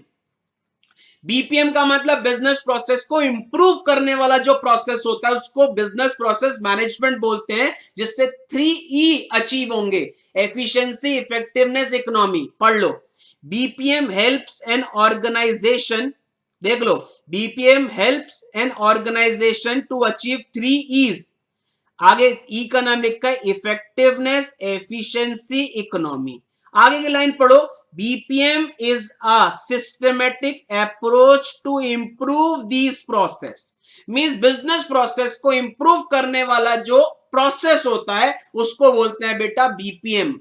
एग्जाम में ये डेफिनेशन एक नंबर में पूछ सकता है या बेटा कहीं ना कहीं आ सकता है एमसीक्यू के अंदर कि बीपीएम का मतलब क्या है। बीपीएम का मतलब होता है बिजनेस प्रोसेस को इंप्रूव करने वाला जो प्रोसेस होता है that is business process management, जिससे 3E अचीव होते हैं, इकोनॉमी, एफिशिएंसी, इफेक्टिवनेस। अब आते हैं next categories of business process. Categories of business process में 3 process OSM, awesome, operational supporting management. Operational process कौन सा होता है देख लो, operational process deals with core business and provide value. Provide value मतलब कस्टमर को डायरेक्टली बेनिफिट प्रोवाइड कराता है। This process deliver value to the customer by providing by helping to produce a product or service. Means कहीं ना कहीं ये वो process है जो कस्टमर को डायरेक्टली वैल्यू प्रोवाइड कराते हैं, ये वो प्रोसेस है जो कोर प्रोसेस होते हैं। आगे लिखा है order to cash. Order to cash का मतलब बेटा सेल्स का प्रोसेस। ठीक है, परचेस के प्रोसेस को P2P बोलते हैं, जो आप चैप्टर नंबर 2 में पढ़ोगे। ठीक है, इसके बाद आए नेक्स्ट हम लोग सपोर्टिंग प्रोसेस। सपोर्टिंग प्रोसेस देख लो, supporting process back the core process. आ गया वर्ड। आगे लिखा है example of supporting process includes accounting, human resource etcetera. आगे लिखा है one key difference between operational and supporting process is that supporting process do not provide value to customer directly. However, it should be noted that hiring right people for right job has direct impact on the efficiency of enterprise। इस line का मतलब है अगर supporting process नहीं होगा तो enterprise की efficiency पे उसका क्या आएगा? इंपैक्ट आएगा। लेकिन ये वो प्रोसेस है जो कस्टमर को डायरेक्टली वैल्यू प्रोवाइड नहीं कराते। एग्जांपल अकाउंटिंग, एचआर लिखो। नेक्स्ट आता है बेटा मैनेजमेंट प्रोसेस। मैनेजमेंट प्रोसेस क्या करेंगे बेटा? कंट्रोल करेंगे। तो ये लिखा है management process measure, monitor and control activity. Means business की जितनी भी एक्टिविटीज हैं उनको मॉनिटर करेगा, मेजर करेगा, कंट्रोल लगाएगा। तो वो प्रोसेस जो कंट्रोलिंग के लिए होता है उसको बोलते हैं बेटा कहीं ना कहीं मैनेजमेंट प्रोसेस। एग्जांपल देखो planning, budgeting, these are all the type of a management process. आगे देखो एक लाइन लिखी है management process do not provide value directly to customer, however it has a direct impact on efficiency of enterprise. इसका मतलब अगर management process नहीं होगा तो एंटरप्राइज की एफिशिएंसी पे उसका क्या आएगा बेटा? इंपैक्ट आएगा। और डिटेल की बात करूं तो मैंने आपको ये पूरा का पूरा जो ये बना हुआ है ये चार्ट, जो मैं डिटेल में आपको समझाया था रेगुलर लेक्चर्स के अंदर। अब आते हैं बेटा automatic business process means BPA की डेफिनेशन यहां लिखी है, ठीक है। अब आगे इन्होंने देखो क्या लिखा है, बीपीए की डेफिनेशन नीचे देखो क्या लिखा है। BPA is a technology enabled automation of activities means जो भी आपकी ऑर्गेनाइजेशन के प्रोसेस हैं उन सारे प्रोसेस को अगर आप टेक्नोलॉजी के थ्रू ऑटोमेट करते हो उसको बोलते हैं बीपीए। तो BPA is a technology enabled automation of activities. आगे देखो क्या लिखा है, in other words BPA is a tactic business uses to automate business process to operate of efficiently and effectively means ये एक टैक्टिक है जो टॉप मैनेजमेंट यूज करता है जिसके थ्रू वो अपने बिजनेस को ऑटोमेट करता है जिससे बिजनेस इफेक्टिवली और एफिशिएंटली काम करे। आगे देखो क्या लिखा है, BPA is achieved using software application means अगर आप सारा का सारा काम एप्लीकेशन सॉफ्टवेयर के थ्रू कर रहे हो अपने बिजनेस के अंदर तो उनको हम लोग क्या बोलेंगे, बिजनेस प्रोसेस ऑटोमेशन। क्लियर है सर? ये जो डेफिनेशन है ना बेटा, ये एक एक दो दो नंबर की डेफिनेशन है, इसमें कहानियां नहीं लिखनी। आप लोग सोच रहे हो बेटा आपके बीकॉम के एग्जाम हो रहे हैं तो बेटा ऐसा नहीं है कि आप कहानियां लिखोगे, टू द पॉइंट आंसर लिखना है। अब आते हैं बेटा फैक्टर इफेक्टिंग बीपीए सक्सेस, जिसको हम लोग बेटा ऑब्जेक्टिव्स ऑफ बीपीए भी बोलते हैं या सक्सेस फैक्टर्स ऑफ बीपीए भी बोलते हैं। अब देखो क्या है, confidentiality, integrity, availability, timeliness. Confidentiality का मतलब data is only available to person who have right to see means authorise user कोई डेटा दिखे। इंटीग्रिटी मतलब नो अनऑथराइज अमेंडमेंट, अमेंडमेंट मतलब कोई भी अनऑथराइज तरीके से डेटा में चेंजेस ना कर पाए। अवेलेबिलिटी मतलब जब मैं डेटा को मांगू डेटा अवेलेबल होना चाहिए, that is to ensure data is available when it is asked for, और जिस टाइम पे डेटा मांगू उस टाइम पे अवेलेबल होना चाहिए, that is timeliness, to ensure that data is available at right time. ठीक है, अब आते हैं बेटा next benefits of BPA. Benefits of BPA के अंदर पहला बेनिफिट पढ़ लो जो मैंने समझाया, टाइम सेविंग। टाइम सेविंग कैसे टाइम बच रहा है, देखो क्या लिखा है, एम्प्लॉय को कम टास्क परफॉर्म करना पड़ेगा ना, मैनुअली टास्क ज्यादा परफॉर्म करता था एम्प्लॉय, जब सारा काम सॉफ्टवेयर करेगा तो एम्प्लॉय को कम टास्क परफॉर्म करना पड़ेगा जिससे एम्प्लॉय का टाइम बचेगा। तो ये लिखा है automating reduces the number of task employ would otherwise need to do manually, that is it frees up the time to work on item. Means employees का कहीं ना कहीं क्या बच रहा है, टाइम बच रहा है। नेक्स्ट पढ़ो बेटा क्या लिखा है, नेक्स्ट टाइम सेविंग के बाद मैंने आपको बताया था रिड्यूस कॉस्ट। देख लो, manual task are performed at slower rate than automated task will cost more. इसका मतलब अगर आप मैनुअली काम कर रहे हो तो आपको ज्यादा एम्प्लॉय रखने पड़ेंगे, ऑटोमेशन में कम एम्प्लॉय रखने पड़ रहे हैं क्योंकि मैनुअली काम स्लो होगा, ऑटोमेशन से काम फास्ट होगा जिससे आपकी इनडायरेक्टली कॉस्ट बचेगी। जब एम्प्लॉयज कम रखने पड़ेंगे तो आपकी कॉस्ट बचेगी। थर्ड आपको बेनिफिट मैंने पढ़ाया था बेटा, टाइम सेविंग के बाद रिड्यूस कॉस्ट, रिड्यूस कॉस्ट के बाद reduce turn around time. Reduce turn around time का मतलब कहीं ना कहीं बेटा इनपुट डालोगे ऑटोमेटिकली आपके सामने आउटपुट अपने आप आ जाएगा। इसका मतलब देखो, eliminating unnecessary task and realign process step. इसका मतलब है अननेसेसरी टास्क मतलब जो भी फालतू के टास्क हैं वो आप एलिमिनेट करोगे। जैसे एग्जांपल, आपने इनपुट डाला, प्रोसेसिंग और आउटपुट अपने आप सॉफ्टवेयर करेगा जिससे कहीं ना कहीं बेटा आपका जो टर्न अराउंड टाइम है वो रिड्यूस हो जाएगा। नेक्स्ट हमने पढ़ा था बेटा इंप्रूव्ड ऑपरेशनल एफिशिएंसी। आप प्रैक्टिकली सोचो क्या बोल रहा है, जब एम्प्लॉयज का टाइम बचेगा तो एफिशिएंसी ऑटोमेटिकली इंप्रूव होगी। ये लिखा है automation reduces the time it take to achieve a task, the effort required to undertake it and the cost of completing it successfully. That is, ये बोल रहा है automation not only ensure that system run smoothly and efficiently but the errors are eliminated and best practice are constantly leveraged. इसका मतलब error, manual errors कम हो जाएंगे, सारा काम स्मूथली होगा जिससे एम्प्लॉयज की एफिशिएंसी क्या होगी, इंप्रूव होगी। नेक्स्ट हमने पढ़ा रिलायबिलिटी। मैंने आपको बताया ऑटोमेशन से जब मैनुअल एरर कम हो जाते हैं तो स्टेक होल्डर रिलाय करते हैं आपके बिजनेस पे। यही लिखा है बेटा, देख लो, The automated process means stakeholder can rely on business process. Next बेटा विजिबिलिटी, सब कुछ टॉप मैनेजमेंट को विजिबल होगा, इसका मतलब कंट्रोल्ड प्रोसेस है। तो आगे देखो क्या लिखा है, automated process are controlled process. It gives visibility of the process status to organisation, means top management को सब कुछ विजिबल होगा। सो हमारे सामने ही मॉड्यूल ओपन कर रखी है बेटा। तो वापस आ रहा हूं, पहला बेटा टाइम सेविंग, दूसरा बेटा रिड्यूस कॉस्ट, तीसरा बेटा रिड्यूस टर्न अराउंड टाइम, चौथा बेटा improve operational efficiency, next one reliability, next one visibility. अब हमने पढ़ा बेटा which business process should be automated. मैंने आपको बताया सारे बिजनेस प्रोसेस को ऑटोमेट नहीं करते, सिर्फ उन बिजनेस प्रोसेस को ऑटोमेट करते हैं जो resource as well as time operational होते हैं और that are subject to human error. दो दिमाग में पॉइंट रखो, देखो क्या लिखा है, ये लिखा है बेटा, BPA offers many challenges to business, but every business process is not good fit for automation. Companies tend to automate those business processes that are time and resource intensive operational and those are subject to human error. इसके बाद 5 point लिख के, process involving high volume of task और repetitive task, दूसरा time sensitive process, तीसरा बेटा process having significant impact on another process, next one हमने पढ़ा बेटा process involving need for compliance and audit trail, and last हमने पढ़ा बेटा process requiring multiple people to execute a task. ठीक है, इसके बाद हमने देखा बेटा what are the different challenges in BPA. पहला हमने देखा ऑटोमेटिक रिडंडेंट प्रोसेस, इसमें हमने देखा वो प्रोसेस ऑटोमेट करा देती है ऑर्गेनाइजेशन जो कस्टमर को वैल्यू ही प्रोवाइड नहीं करा रही, और वो प्रोसेस को ऑटोमेट कराने की सोचते हैं जो प्रोसेस टेक्सिट नॉलेज के बेसिस पे होता है।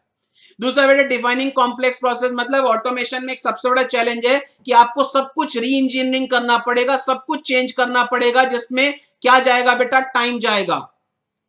तीसरा बेटा स्टाफ रजिस्ट हो जाता है क्योंकि स्टाफ को थ्रेट है कि उसकी जॉब पे थ्रेट आ रहा है, स्टाफ कहीं ना कहीं डिसीजन नहीं ले पाएगा लोअर लेवल वाला।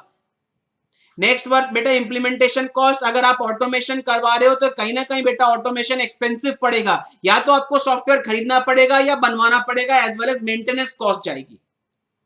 फिर हमने देखा बेटा 8 स्टेप्स फॉर इंप्लीमेंटिंग बीपीए, इसका डिटेल वर्जन मैंने आपको अभी नहीं बताया, इसके अंदर हमने जो शॉर्ट पढ़ा था वो देख लो बेटा, चार्ट बनवा रखा है। देखो पहला point, define why we plan to implement BPA, क्यों करवाऊं ऑटोमेट। दूसरा, करवाने से पहले मैं लॉ की रिक्वायरमेंट देख लूं। तीसरा बेटा जो मेरा मैनुअल प्रोसेस है उसको डॉक्यूमेंट करूं, फिर हम देखूं क्या मैं मैनुअल प्रोसेस को इंप्रूव कर सकता हूं, मींस ऑब्जेक्टिव अचीव हो सकते हैं। अगर ऑब्जेक्टिव अचीव हो सकते हैं तो कंसल्टेंट के पास जाऊं, कंसल्टेंट को बोलूं कॉस्ट और बेनिफिट बता, अगर बेनिफिट एक्सीड कॉस्ट तो कंसल्टेंट को बोलूं डेवलप कर, और डेवलप करने के बाद कंसल्टेंट को बोलूं क्या कर बेटा, टेस्ट कर। तो these are the 8 steps in implementing BPA. तो ये था आपका पहला टॉपिक, बिजनेस प्रोसेस ऑटोमेशन। अब बीपीए के जो भी क्वेश्चंस है आपके मॉड्यूल के, मैं वो आपके सामने क्वेश्चंस भी ओपन कर रहा हूं।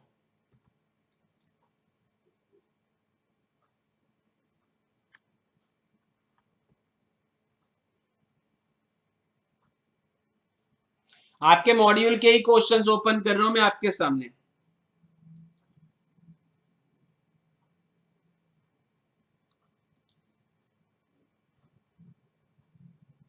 देख लो पहला क्वेश्चन, पढ़ लो।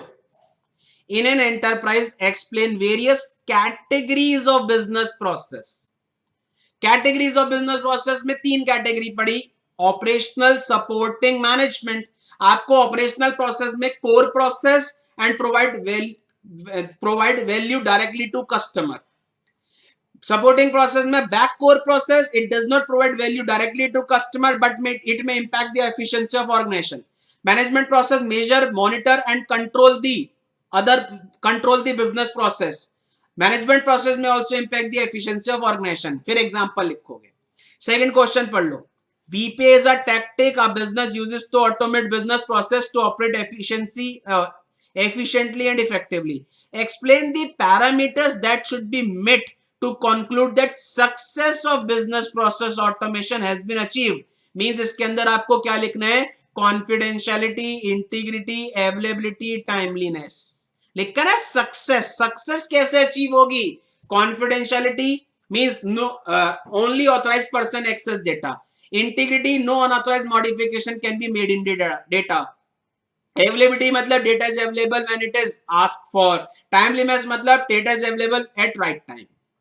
थर्ड पढ़ो, थर्ड क्वेश्चन पढ़िए, through automation a business organization intend to increase the accuracy of its information transferred and certifies the repeatability of value added tasks performed by automation of business. Being a management consultant, identify major benefits that would help organization to achieve its objective. Benefits of BPA, पहला benefit time saving, दूसरा reduce cost, तीसरा reduce turn around time, improved operational efficiency, next one is बेटा visibility and reliability. Fourth पढ़ो बेटा, every business process is not good for fit for automation, explain 4 examples of business process that are not best suited for automation.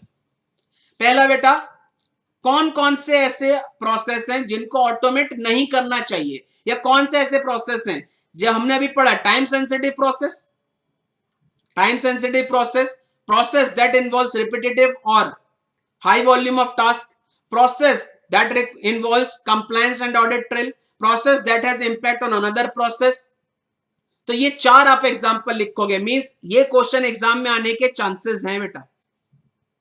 लेकिन इसमें इन चारों को लिखने से पहले एक लाइन जरूर लिखोगे, time resource intensive operation and process that are subject to human error.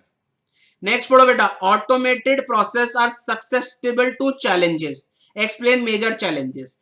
Challenges पहला क्या था बेटा, अगर आपको याद हो, automating redundant process, next one is defining complex process, implementation cost, staff resistance.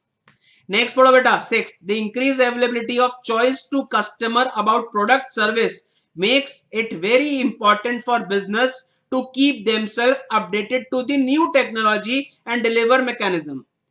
आगे की लाइन पढ़ लो, देखो, being a consultant explain the steps involved in BPA implementation, this is another important. कितने स्टेप्स लिखोगे? 8 स्टेप्स।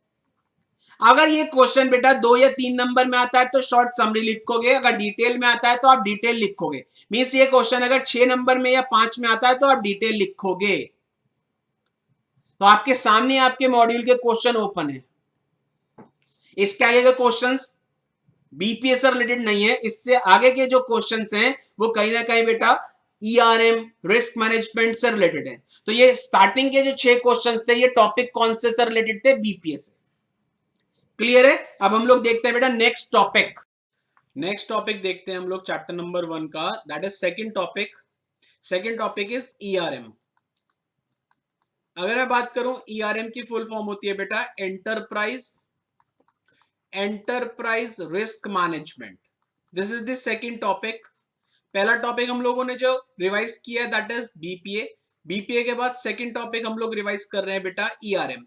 अगर मैं बात करूं बेटा ईआरएम की, एंटरप्राइज रिस्क मैनेजमेंट, तो ईआरएम के अंदर बेटा हम लोगों ने कौन कौन से कॉन्सेप्ट पढ़े थे? सबसे पहले हम लोगों ने ईआरएम की डेफिनेशन पढ़ी थी। ईआरएम की डेफिनेशन पढ़ने के बाद हम लोगों ने ईआरएम के टॉपिक के अंदर एक हम लोगों ने पढ़ा था बेटा uncertainty principle. Uncertainty principles complete करने के बाद हमने ईआरएम के अंदर पढ़े थे बेटा ईआरएम के कुछ बेनिफिट्स। ईआरएम के बेनिफिट्स के बाद हम लोगों ने बेटा ईआरएम के अंदर ही एक चीज पढ़ा था बेटा components of ERM. Components of ERM के बाद हम लोगों ने इसके अंदर ही पढ़ा था बेटा रिस्क मैनेजमेंट स्ट्रेटेजीज।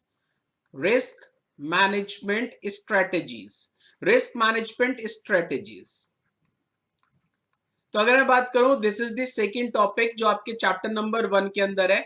इस टॉपिक के अंदर बेटा टोटल कितने कॉन्सेप्ट आप लोगों को पढ़ने हैं बेटा? इस टॉपिक के अंदर आपको पढ़ने हैं टोटल बेटा 5 कॉन्सेप्ट।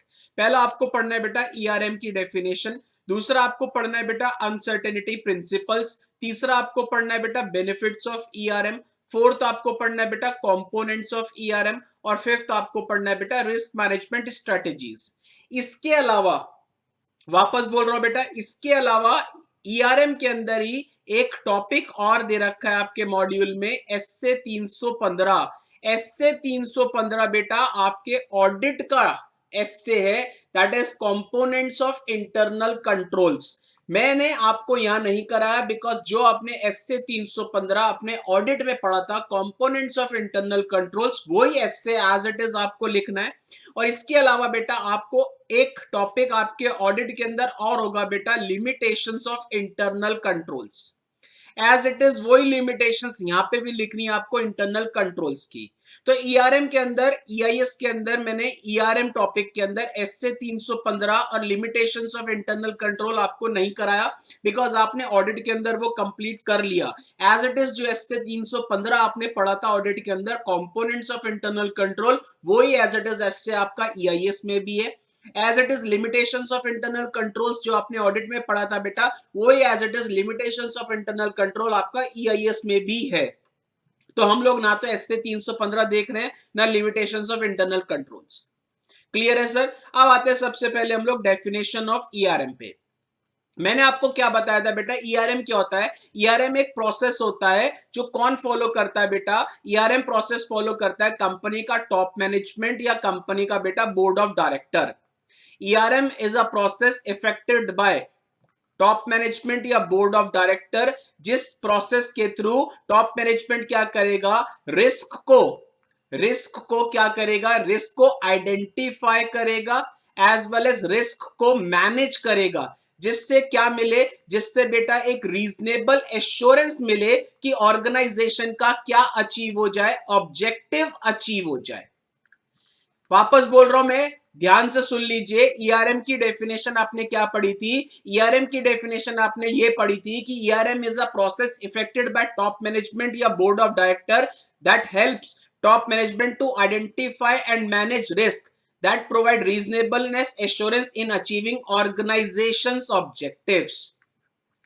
रीजनेबलनेस एश्योरेंस का मतलब है 100% आप रिस्क को क्या नहीं कर सकते? मिनिमाइज नहीं कर सकते, इसलिए वर्ड आ रहा है बेटा रीजनेबलनेस एश्योरेंस। तो what is ERM? ERM is the process effected by top management या board of director that helps top management to identify and manage risk that provides reasonableness assurance in achieving organisation's objective.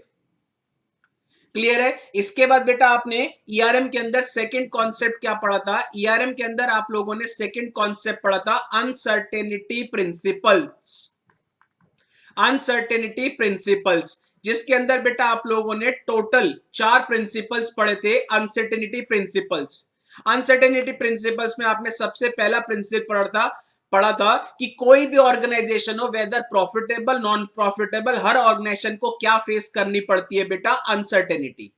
Every organisation whether profitable non profitable faces uncertainty. Second, uncertainty is a challenge for management, means सबसे बड़ा challenge है बेटा management के लिए, that is uncertainty is a challenge for management. तीसरा आपने पढ़ा था बेटा uncertainty always brings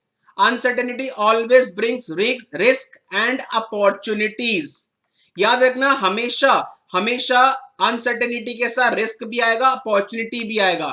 it's up to the management whether it takes as a risk और convert that risk into opportunity and seize it. तो एक बात याद रखना, these are the 4 uncertainty principles जो आपने पढ़ा था। पहला आपने पढ़ा था every organisation whether profitable non profitable faces uncertainty. Uncertainty is a challenge for management. तीसरा, uncertainty always brings risk and opportunities and it's up to the management whether it take as a risk and और convert that risk into opportunities and seize it का मतलब grab it. Clear है sir? इसके बाद आप लोगों ने next concept पढ़ा था बेटा, that is benefits of ERM. Benefits of ERM की अगर मैं बात करूं तो बेटा आप लोग 5 या 6 कोई भी बेनिफिट्स याद कर लो जो आपसे याद हो जाते हैं, क्योंकि ये क्वेश्चन 5 नंबर में पूछा जा सकता है। पहला बेटा, एक चीज बढ़ेगी एक चीज घटेगी। मैंने आपको बताया था बेटा पहला बेनिफिट है enhance risk response. Enhance risk response. Second benefit बेटा, minimises future surprises and loss. Minimise future surprises and loss. तीसरा बेटा, manage cross enterprise risk, manage cross enterprise risk means कहीं ना कहीं ईआरएम प्रोसेस को अगर और organisation manage cross enterprise risk का मतलब अगर ईआरएम प्रोसेस ऑर्गेनाइजेशन अडॉप्ट करती है तो वो माइलेड ऑफ रिस्क को मैनेज कर सकती है। Manage multiple risk means ERM से एक इंटीग्रेटेड सॉल्यूशन है जिससे आप मल्टीपल टाइप के रिस्क को क्या कर सकते हो, मैनेज कर सकते हो। इसके बाद बेटा एक था ईआरएम प्रोसेस अगर ऑर्गेनाइजेशन अडॉप्ट करती है तो जो अपॉर्चुनिटीज आएंगी उन अपॉर्चुनिटीज को ऑर्गेनाइजेशन क्या कर सकती है, ग्रैब कर सकती है। इसके अलावा बेटा एक बेनिफिट और लिख सकते हो that is rationalise capital. Rationalise capital का सिंपल सा मतलब है ईआरएम प्रोसेस अगर ऑर्गेनाइजेशन अडॉप्ट करती है तो वो रिसोर्सेज का प्रॉपर यूटिलाइजेशन कर सकती है जिससे कि कहीं ना कहीं जो कॉस्ट है वो बच जाएगी। इसके अलावा बेटा align align risk apatite align risk appetite with strategy. अगर आपकी ऑर्गेनाइजेशन ईआरएम को क्या करती है, अडॉप्ट करती है तो आप अपने रिस्क एपेटाइट को स्ट्रेटेजी के साथ क्या कर सकते हो, अलाइन कर सकते हो। व्हाट इज रिस्क एपेटाइट बेटा? Degree of risk organisation is willing to accept, degree of risk organisation is willing to accept. आपकी ऑर्गेनाइजेशन कितना रिस्क झेल सकती है, आपकी ऑर्गेनाइजेशन कितना रिस्क झेल सकती है, आप उस रिस्क एपेटाइट को रिस्क रिस्पॉन्स स्ट्रेटेजी के साथ क्या कर सकते हो, अलाइन कर सकते हो। कैसे? आपकी ऑर्गेनाइजेशन अगर रिस्क झेल नहीं सकती तो आप क्या लगवाओगे, कंट्रोल। आपकी ऑर्गेनाइजेशन रिस्क झेल सकती है तो आप रिस्क रिस्पॉन्स स्ट्रेटेजी कौन सी करोगे बेटा, इग्नोर करोगे। तो दीज आर सम बेनिफिट्स। क्या बेनिफिट है? आपका रिस्क रिस्पॉन्स डिसीजन एनहेंस होगा, आप फ्यूचर के लॉस को मिनिमाइज कर सकते हो, आप माइल्ड ऑफ रिस्क को मैनेज कर सकते हो, आप इंटीग्रेटेड सॉल्यूशन मिलेगा जिससे आप मल्टीपल रिस्क को मैनेज कर सकते हो। रिस्क के साथ अपॉर्चुनिटी भी आएगी जिसको आप ग्रैब कर सकते हो। आपकी ऑर्गेनाइजेशन के जो रिसोर्सेज है उनका प्रॉपर यूटिलाइजेशन कर सकते हो जिससे आप अपनी ऑर्गेनाइजेशन के अंदर जो वेस्टेज है उसको क्या कर सकते हो, कंट्रोल कर सकते हो। That is rationalise capital. और आप अपने रिस्क एपेटाइट को स्ट्रेटेजीज के साथ अलाइन कर सकते हो। तो these are the benefits of ERM. पहला बेनिफिट बिना देखे जल्दी से जल्दी, पहला बेनिफिट बेटा enhance risk response, minimises future surprises, manage cross enterprise risk, manage multiple risk, seize opportunities, rationalise capital, align risk appetite with strategy. इसके बाद नेक्स्ट आपने कॉन्सेप्ट बेटा फोर्थ पढ़ा था ईआरएम के अंदर ही बेटा, कंपोनेंट्स ऑफ ईआरएम। अगर मैं बात करूं बेटा कितने कंपोनेंट्स हैं ईआरएम के, कंपोनेंट्स ऑफ ईआरएम के अंदर आपको पढ़ने बेटा टोटल 8 कंपोनेंट्स। पहला कंपोनेंट क्या था बेटा? पहला कंपोनेंट था इंटरनल एनवायरनमेंट। इंटरनल एनवायरनमेंट मतलब सबसे पहले तो आप अपनी ऑर्गेनाइजेशन के एनवायरनमेंट को एथिकल बनाओ। अगर आपके ऑर्गेनाइजेशन का एनवायरनमेंट एथिकल होगा तभी आपकी ऑर्गेनाइजेशन के अंदर रिस्क को आप मैनेज कर पाओगे। सेकंड बेटा ऑब्जेक्टिव सेटिंग। ऑब्जेक्टिव सेटिंग का मतलब है सबसे पहला काम आप क्या करो, एनवायरनमेंट को एथिकल बनाओ, इसके बाद अपने रिस्क एपेटाइट को कैलकुलेट करो। What is risk apatite? आपकी ऑर्गेनाइजेशन कितना रिस्क झेल सकती है। इसके बाद बेटा जितने भी इवेंट्स हैं उन इवेंट्स को आप आइडेंटिफाई करो, that is events identification. Means आपकी ऑर्गेनाइजेशन में जो जो रिस्क आ सकते हैं उनको आइडेंटिफाई करो, इसके बाद उन रिस्क को एसेस करो, that is risk assessment. Risk assessment का मतलब है उन रिस्क की probability of occurrence as well as कहीं ना कहीं कौन से रिस्क से कितना लॉस हो सकता है, that is magnitude of impact. उसके बाद रिस्क असेसमेंट के बाद रिस्क रिस्पॉन्स, कौन से रिस्क के लिए कौन सी स्ट्रेटेजी आप अपनाओगे, फिर आप वो रिस्क रिस्पॉन्स स्ट्रेटेजी अपनाओ। अगर आपने स्ट्रेटेजी अपनाई मिटिगेट, तो मिटिगेट के लिए आप क्या लगवाओगे बेटा, कंट्रोल्स। कंट्रोल्स लगवाने के बाद आप उन कंट्रोल्स की इंफॉर्मेशन को कम्युनिकेट करोगे हर एम्प्लॉइज के साथ, that is information and communication. और इसके बाद फाइनली आप क्या करोगे, मॉनिटर करोगे। मॉनिटर मतलब इन फ्यूचर जो भी नए रिस्क आएंगे उन नए रिस्क को आप बैठ के मॉनिटर करोगे और इसके बाद उन रिस्क को किस तरीके से आप मैनेज कर सकते हो उसके लिए आप कंट्रोल्स लगवाओगे। तो these are the 8 components of ERM. ठीक है, इसके बाद बेटा आप लोगों ने एक लास्ट कॉन्सेप्ट और पढ़ा था इसी के अंदर, that is risk management strategies. एक बात याद रखना बेटा, रिस्क मैनेजमेंट स्ट्रेटेजीज कहीं ना कहीं 4 नहीं 5 हो गई थी, क्योंकि मैंने बाद में आपको अमेंडमेंट बताया था। रिस्क मैनेजमेंट स्ट्रेटेजीज के अंदर सबसे पहली स्ट्रेटेजी है बेटा मिटिगेट। सबसे पहली स्ट्रेटेजी है बेटा मिटिगेट, जिसको हम लोग बोलते हैं ट्रीट। मिटिगेट दी स्ट्रेटेजी का मतलब है आप रिस्क को मिनिमाइज कर रहे हो by implementing controls. Risk management strategy में सेकंड स्ट्रेटेजी है बेटा एक्सेप्ट। एक्सेप्ट द रिस्क को हम लोग कई बार बेटा क्या बोल देते हैं, tolerate the risk. Tolerate the risk का मतलब है कंट्रोल लगाने के बाद जितना बचा हुआ रिस्क है, दैट इज उस रिस्क को आप क्या कर रहे हो बेटा एक्सेप्ट कर रहे हो। एक्सेप्ट द रिस्क का मतलब है आपने कंट्रोल्स अप्लाई कराए, कंट्रोल्स अप्लाई करने के बाद जितना भी बचा हुआ रिस्क है, दैट इज रेजिडुअल रिस्क, उस रिस्क को आप क्या कर रहे हो, एक्सेप्ट कर रहे हो। That is accept the risk, या जिसको हम लोग टॉलरेट भी बोलते हैं। इसके बाद थर्ड आते हैं बेटा टर्न बैक। टर्न बैक का मतलब आप कंट्रोल लगा ही नहीं रहे, आप क्या कर रहे हो, आप जस्ट रिस्क को इग्नोर कर रहे हो because the magnitude of risk या probability of risk is very low, तो आप रिस्क को क्या कर रहे हो, इग्नोर कर रहे हो। टर्न बैक के बाद fourth one is what, eliminate the risk.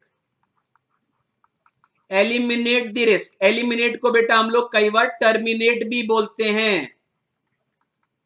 Eliminate the risk का मतलब है आपने कोई टेक्नोलॉजी यूज करी या आपने किसी सप्लायर के साथ टाई अप किया, उस टेक्नोलॉजी की वजह से या उस सप्लायर की वजह से आपकी ऑर्गेनाइजेशन पे रिस्क आ रहा है, तो आप उस टेक्नोलॉजी को रिप्लेस कर रहे हो या उस सप्लायर को रिप्लेस कर रहे हो more powerful, that is more robust technology या सप्लायर से।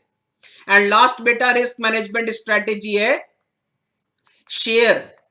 शेयर द रिस्क, जिसको हम लोग ट्रांसफर द रिस्क भी बोलते हैं। आप रिस्क को क्या कर रहे हो बेटा, शेयर कर रहे हो ट्रेडिंग पार्टनर्स के साथ। ट्रेडिंग पार्टनर्स मतलब आप रिस्क को क्या कर रहे हो, इंश्योरेंस कंपनीज के साथ या अपने पार्टनर्स के साथ शेयर कर रहे हो रिस्क को।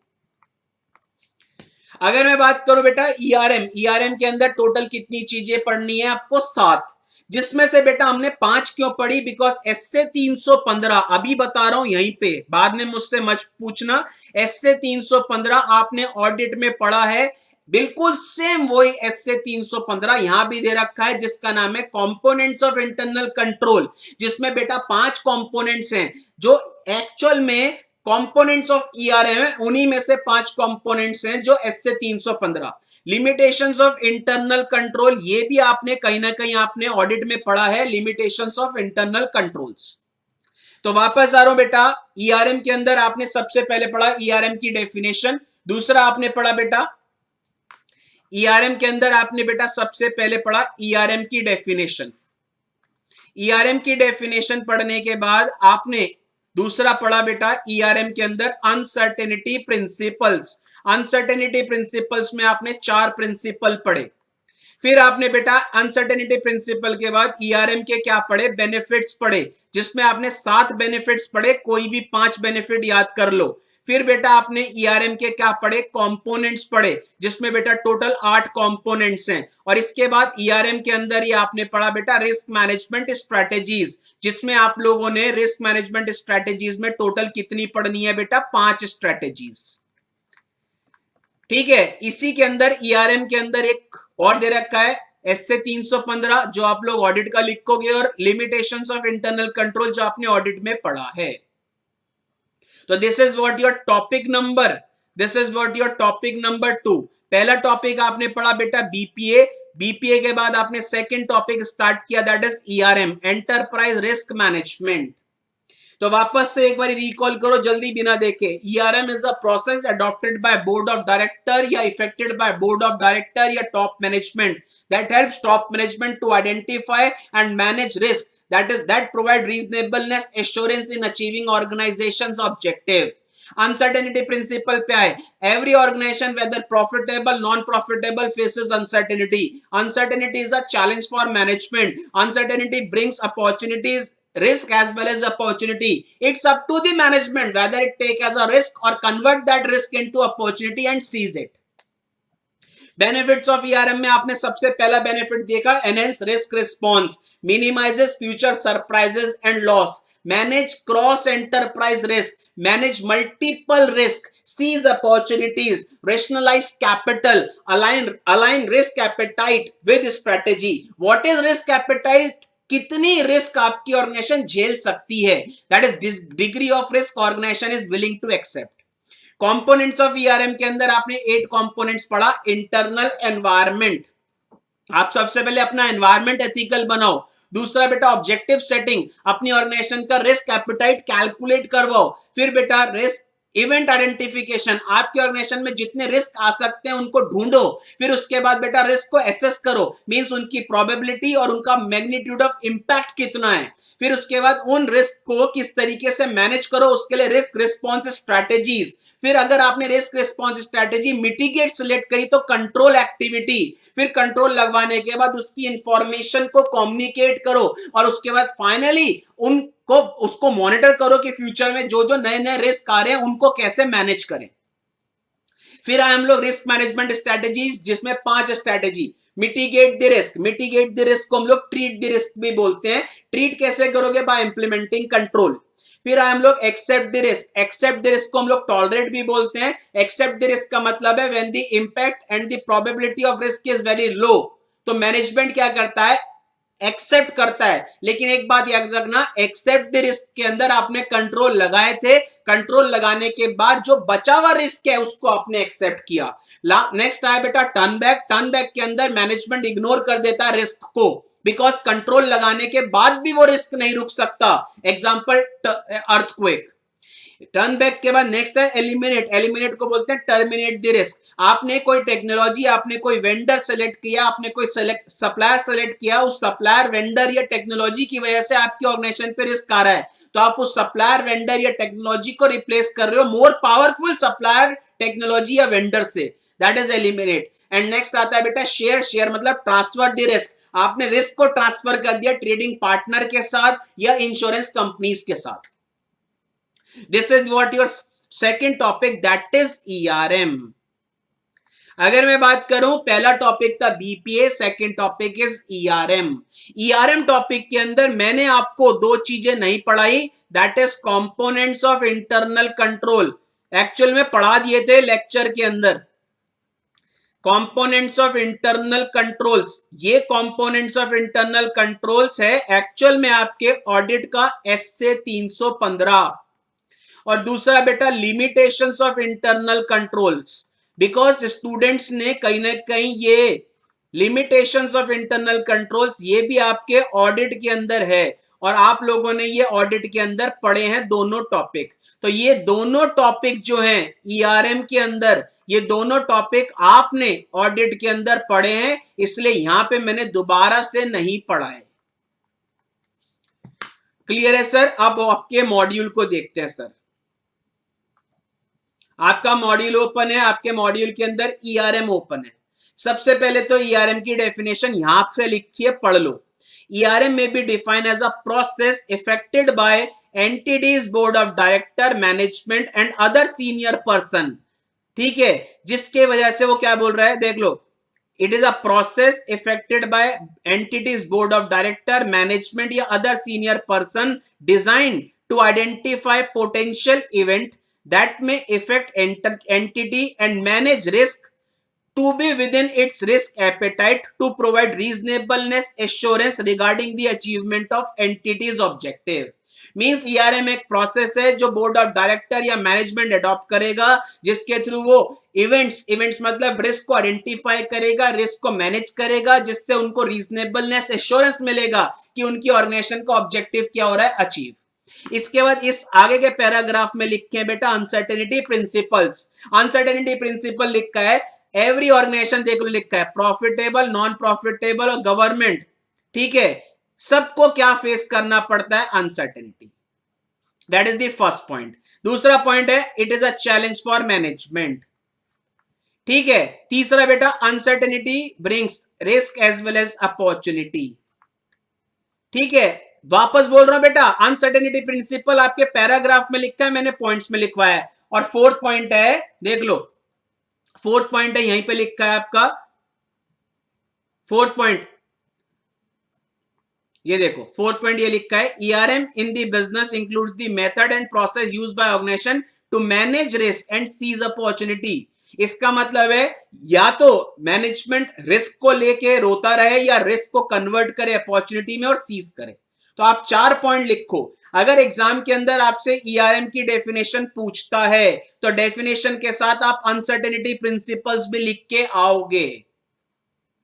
नेक्स्ट हमने देखा बेटा benefits of ERM. Benefits of ERM में पहला बेनिफिट मैंने आपको क्या बताया, एनहेंस रिस्क रिस्पॉन्स डिसीजन। दूसरा minimise future surprises and loss. तीसरा बेटा मैनेज क्रॉस एंटरप्राइज रिस्क, जिसमें वर्ड लिखोगे माइरेड, माइरेड मतलब मल्टीपल टाइप्स के रिस्क। चौथा बेटा इंटीग्रेटेड सॉल्यूशन है जिससे आप मल्टीपल रिस्क को मैनेज कर सकते हो। नेक्स्ट वन इज बेटा seize opportunity, seize opportunity. Sixth rationalise capital, मतलब कहीं ना कहीं आपके ऑर्गेनाइजेशन के अंदर जो भी कैपिटल नीडेड है, ठीक है, आप उन कैपिटल का प्रॉपर एलोकेशन कर सकते हो, मींस प्रॉपर यूटिलाइजेशन होगा आपके पैसे का। And next seventh risk appetite को रिस्क रिस्पॉन्स के साथ आप अलाइन कर सकते हो। Align risk appetite with strategy, इसका मतलब degree of risk organisation is willing to accept. सबसे पहले आप क्या कर सकते हो, आपकी ऑर्गेनाइजेशन कितना रिस्क झेल सकती है, उस रिस्क को आप कैलकुलेट करो और उसके अकॉर्डिंग आप स्ट्रैटेजी को अलाइन कर लो। तो कोई भी 5 याद कर लो, 2 मैंने एक्स्ट्रा क्लास में नहीं बताया, यहां पे समझा दिए। नेक्स्ट आते हैं बेटा ईआरएम फ्रेमवर्क। ईआरएम फ्रेमवर्क का सिंपल सा मतलब है components of ERM. Components of ERM, components of ERM में पहला कंपोनेंट इंटरनल एनवायरनमेंट, जिसमें आपका इंटरनल एनवायरनमेंट आप कैसा करोगे बेटा, एथिकल। उसके बाद बेटा आपने क्या करा, ऑब्जेक्टिव सेटिंग। ऑब्जेक्टिव सेटिंग मतलब अपना रिस्क एपेटाइट कैलकुलेट करो। तीसरा इवेंट आइडेंटिफिकेशन का मतलब आपकी ऑर्गेनाइजेशन के अंदर जितने भी पॉसिबल रिस्क आ सकते हैं जो आपकी ऑर्गेनाइजेशन को इंपैक्ट करेंगे उनको ढूंढो। फिर आप उन रिस्क को एसेस करो। एसेस कैसे करोगे, उनके मैग्नीट्यूड ऑफ इंपैक्ट को, मींस कितनी उनकी प्रोबेबिलिटी और कितना उनका इंपैक्ट है। फिर आप उसके अकॉर्डिंग रिस्क रिस्पॉन्स स्ट्रेटेजी कौन सी लगाओगे वो सिलेक्ट कर लो। उसके बाद अगर आपने लगाई मिटिगेट तो आप कंट्रोल्स लगाओ, कंट्रोल्स की डेफिनेशन लिखी है। फिर आप उन कंट्रोल्स की इंफॉर्मेशन टॉप टू बॉटम तक सबके साथ कम्युनिकेट करो और कम्युनिकेट करने के बाद फिर आप मॉनिटर करो कि कोई नए रिस्क तो नहीं आ रहे फ्यूचर में, दैट इज मॉनिटरिंग। इसके बाद हमने पढ़ा बेटा risk management strategies. Risk management strategies की अगर मैं बात करूं तो कितनी पढ़ी आपने, 5। सबसे पहले आपने रिस्क मैनेजमेंट स्ट्रेटेजी कौन सी पढ़ी बेटा, मिटिगेट द रिस्क। मिटिगेट को हम लोग ट्रीट बोलते हैं। देख लो क्या लिखा है, when where other options have been eliminated, suitable controls must be devised and implemented to prevent the risk from manifesting itself or to minimize its effect। Means controls को लगाओ और जो भी रिस्क है उसको मिनिमाइज करो। इसके बाद आया आप second accept the risk. Accept the risk का मतलब जब प्रोबेबिलिटी बहुत लो होती है तो आपने कंट्रोल लगा लिए और उसके बाद बचे हुए रिस्क को आपने क्या करा, एक्सेप्ट किया। तो ये बोल रहा है some risk may be considered minor because their impact and probability of occurrence is low. In this case, consciously accepting the risk as the cost of doing business is appropriate। फिर आपने तीसरा पढ़ा बेटा टर्न बैक। टर्न बैक के अंदर आपने control लगाया ही नहीं, आपने इग्नोर कर दिया रिस्क को बिकॉज कॉस्ट हाई हो जाती। तो ये लिखा है वेयर द प्रोबेबिलिटी और impact of risk is low then management में decide to ignore the risk. Fourth आपने पढ़ा बेटा eliminate the risk. Eliminate the risk को हम लोग बेटा टर्मिनेट भी बोलते हैं। इसका मतलब आपने कोई सप्लायर, आपने कोई वेंडर, आपने कोई टेक्नोलॉजी अडॉप्ट करी जिसकी वजह से आपके ऑर्गेनाइजेशन पे रिस्क आ रहा है, आपने उस सप्लायर, वेंडर या टेक्नोलॉजी को रिप्लेस कर दिया मोर रोबस्ट सप्लायर या टेक्नोलॉजी या वेंडर से। तो ये लिखा है बेटा, it is possible for a risk to be associated with the use of technology, supplier और vendor. The risk can be eliminated by replacing the technology with more robust, आगे word, more robust supplier, vendor या technology. फिर fifth आपने पढ़ा transfer या share the risk. Transfer या share the risk का मतलब आपने क्या करा बेटा, risk mitigation approach can be shared with trading partner और सप्लायर। सबसे बढ़िया आपने आउटसोर्स कर दिया या आपने इंश्योरेंस प्रोवाइडर के साथ रिस्क को शेयर कर दिया। तो this is what your ERM topic is all about. अब इसके क्वेश्चंस भी देख लेते हैं आपके मॉड्यूल में। अगर मैं बात करूं, पहला टॉपिक बीपीए पढ़ा, अब हम लोग टॉपिक पढ़ा ईआरएम।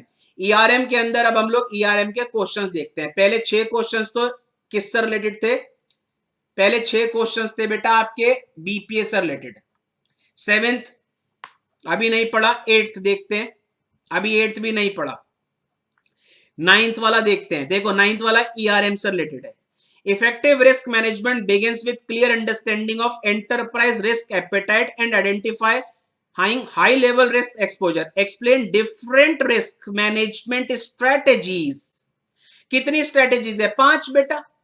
कौन कौन सी है? पहली है बेटा आपकी स्ट्रेटेजी मिटिगेट द रिस्क, जिसको ट्रीट बोलते हैं। दूसरी एक्सेप्ट द रिस्क, जिसको टॉलरेट बोलते हैं। तीसरी turn back. Fourth one is eliminate, जिसको टर्मिनेट बोलते हैं। नेक्स्ट वन इज शेयर, जिसको ट्रांसफर बोलते हैं।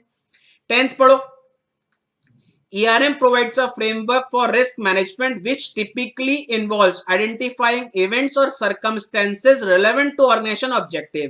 Discuss main components of ERM.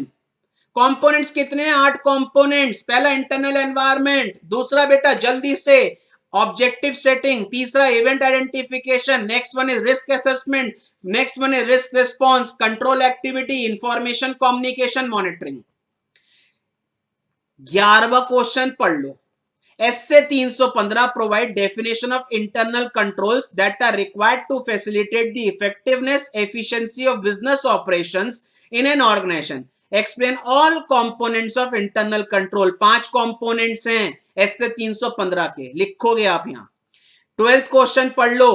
Limitation, inherent limitations of internal control, जो ऑडिट का पार्ट है, सेम वही है। ठीक है। नेक्स्ट 13th अभी नहीं है, 14th अभी आपने पढ़ा नहीं, ये आईटी एक्ट से रिलेटेड क्वेश्चंस थे। तो जितने भी क्वेश्चंस ईआरएम से रिलेटेड है वो पढ़ा रहा हूं।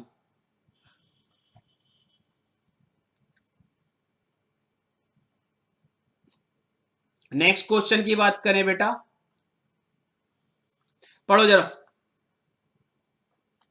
Enterprise risk management 20th, enterprise risk management do not create a risk free environment. ठीक है, कंप्लीट रिस्क फ्री नहीं हो सकता, rather it enable management to operate more effectively and environmental filled with risk. In view of this statement explain various benefits which board of director and management of entity seek to achieve by implementing ERM. that is ERM के benefits। कितने benefits लिखोगे? 5 लिख लो, 5 number का आएगा। पहला, enhance risk response, minimize future surprises and loss, manage cross enterprise risk, integrated multiple risk, seize opportunity, rationalize capital, align risk appetite with strategy। Clear है sir? इसके अलावा आईटी एक्ट के क्वेश्चंस बचे हैं, फ्लो चार्ट के questions हैं। तो अगर मैं बात करूं आप लोगों के, मैं क्वेश्चंस भी हाथ के हाथ करा रहा हूं। तो पहले जो 6 क्वेश्चंस आपने पढ़े थे, वापस ये पहले 6 क्वेश्चंस थे बीपीए से रिलेटेड। ठीक है, जो हमने डिस्कस करा। 6th के बाद हम लोगों ने 7th अभी नहीं करा, 8th अभी हमने नहीं पढ़ा, 9th 10th, 9th हो गया हम लोगों का, 10th हो गया, 11th हो गया, 12th हो गया। 13th अभी नहीं है, 14th नहीं है, 15th नहीं करा, क्योंकि आईटी एक्ट से रिलेटेड क्वेश्चंस हैं। इसके बाद फ्लो चार्ट का क्वेश्चन दे रखा है। फिर हमने पढ़ा बेटा 20th क्वेश्चंस। ठीक है, इसके अलावा बेटा आईटी एक्ट से रिलेटेड क्वेश्चंस दे रखे हैं सारे। अगर मैं बात करूं इस चैप्टर के अंदर, चैप्टर नंबर 1 के अंदर हमारा बीपीए था, बीपीए के बाद ईआरएम आया, ईआरएम के बाद आईटी एक्ट आएगा, आईटी एक्ट के बाद रिस्क रिलेटेड टर्म्स आएंगी, उसके अलावा बेटा आपका फ्लो चार्ट आएगा और उसके अलावा डेटा फ्लो डायग्राम। क्लियर है सर? तो अगर मैं बात करूं, मैंने अभी आपको 2 टॉपिक रिवाइज कराए हैं चैप्टर नंबर 1 में, that is one is BPA and one is ERM. अब हम लोग देखते हैं नेक्स्ट टॉपिक